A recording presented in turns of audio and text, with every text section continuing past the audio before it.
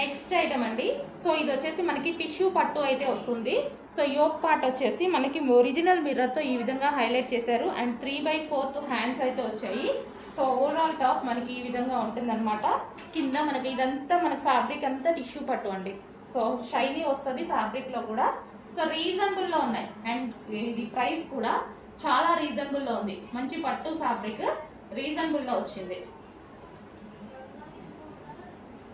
And ఇందులో colours కూడా అవైలబుల్గా ఉన్నాయండి. ఇది మెరూన్ అండ్ బ్లాక్ కూడా చాలా బాగుంది చూడండి. సో యోక్ పార్ట్ ఈ విధంగా హైలైట్ చేసి బ్లాక్ కూడా చాలా బాగా అనిపిస్తుంది. సో ఈ విధంగా ఉంటుంది టాప్, మంచి టిష్యూ పట్టులో.